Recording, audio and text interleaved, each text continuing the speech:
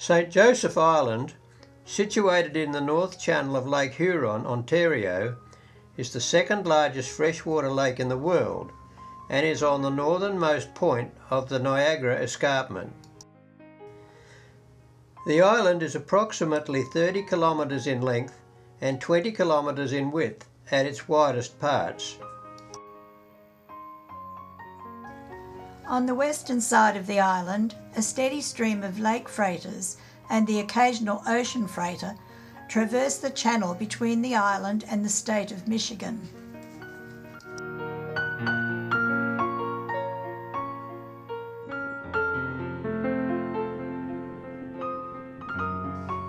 At this time of the year, the water level in the lake was quite low, as contrasted to the middle of winter when it is covered with ice, as seen in this photograph.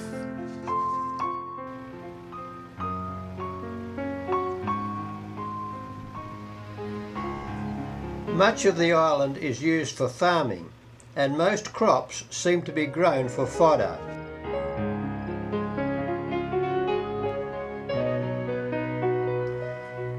This particular property is a dairy farm. The cows are kept under shelter continually, so the crop is harvested for them. Note the silo and sheds in the distance. The island is home to the largest producer of maple syrup in Ontario. Capturing the syrup in buckets like this has long gone and is only on display for the tourist. Steve explains the process of obtaining the syrup from the trees. Take off, otherwise a star, and it runs out 4 or 5 different lines. And if you could get a close-up, you can actually see the sap running into the star. Here's the one we just put a cap in this Monday. And here's a few old ones. It takes about 3 years for it to fully heal.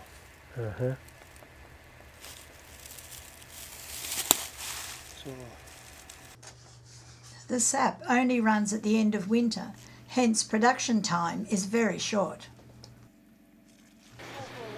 The process is to boil the sap to release the water, and when the density of the liquid reaches a certain level, the syrup is allowed to pour into a filtered container.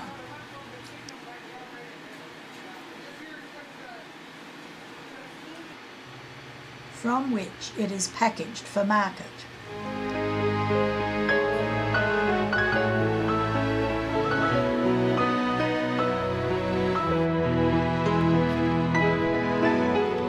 Today the island is accessed by a bridge over a causeway.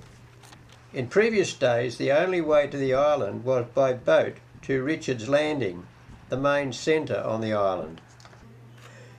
Judy and Linda stroll around Richard's Landing, which is on the north side of the island.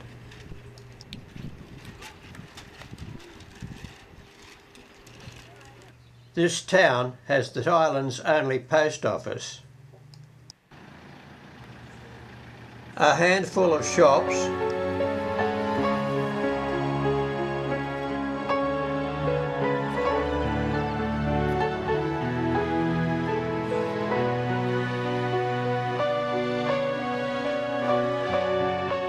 the island's hospital,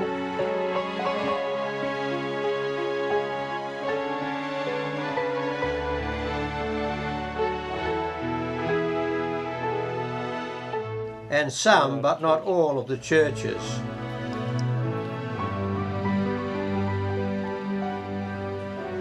Several houses, a bank, a small memorial park, and a fine marina are amongst many other facilities in the town.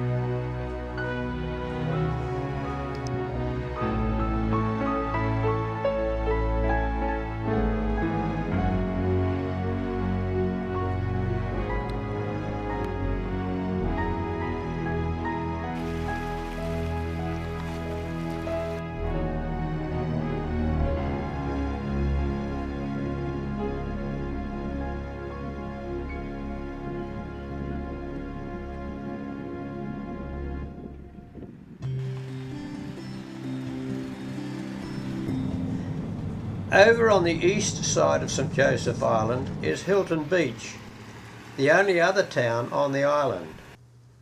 While smaller than Richard's Landing, it too has a fine marina and many fine, well-kept buildings.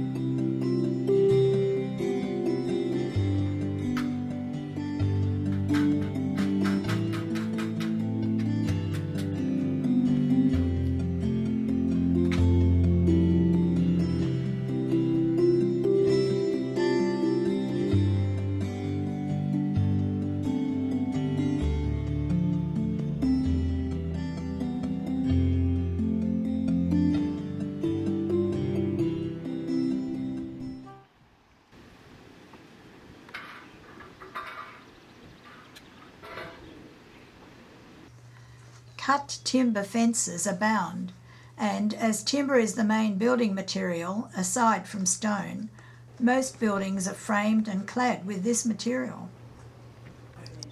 These buildings store sand for use with salt on the roads to melt the snow and ice in winter.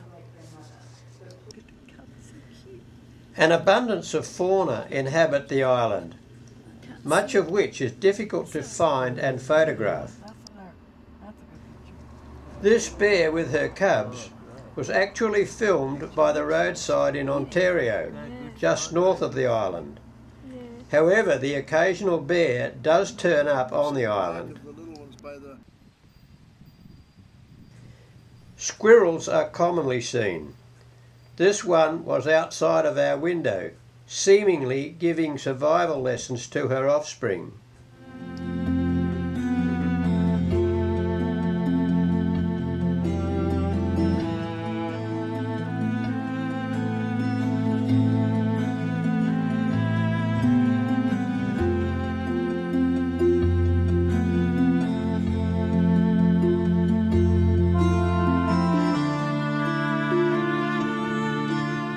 One afternoon, a porcupine on the side of the road attracted our attention.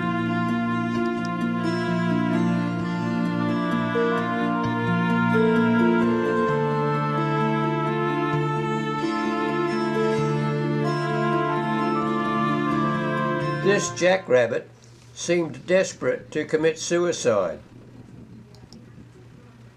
and a beaver quickly went into hiding.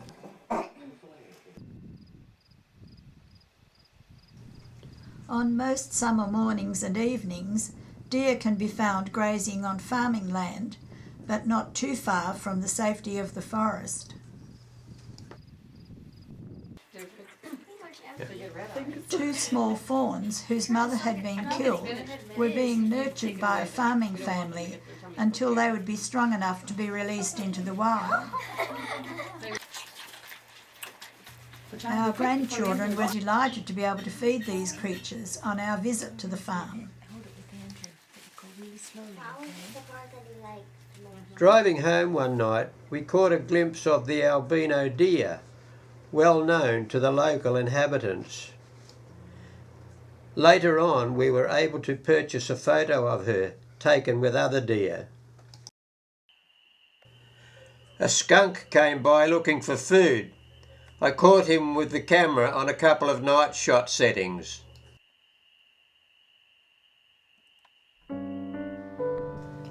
Birdlife too is common in season. Tiny hummingbirds delight as they flash through the air in the spring and feed on the nectar provided for their attraction.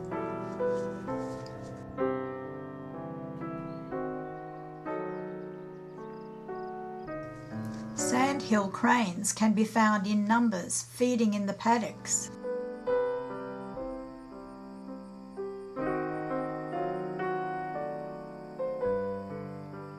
Rarely are they seen, but some pheasants do roam the island. Ducks fly around in uncountable numbers.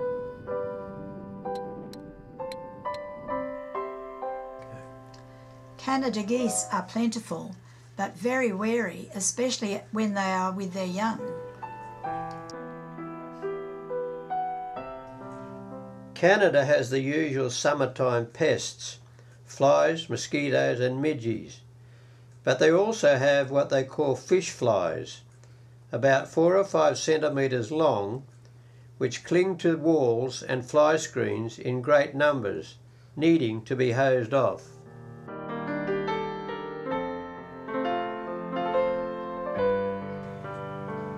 A favourite family picnic spot in the middle of the island is Twin Lakes. The surrounding bush setting, the small beach and the calm water afford a very pleasant venue on most summer days.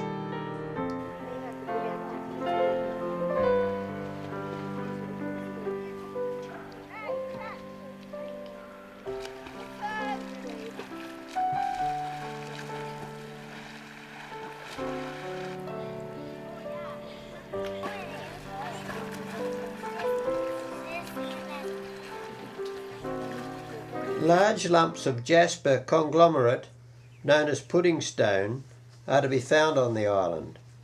This material is much used in the manufacture of polished jewellery and artefacts. Driving down a bush track one day, we came across a river and found a very large stone which our granddaughter could not resist climbing.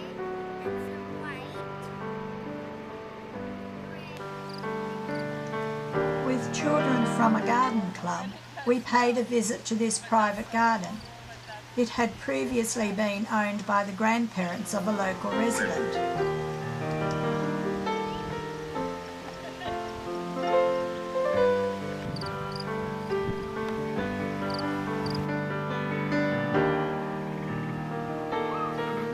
Unfortunately, it had become a bit run down as the old gentleman had died. Nevertheless, it was still a treasure of plant life, and the children found a lot of enjoyment there on the day.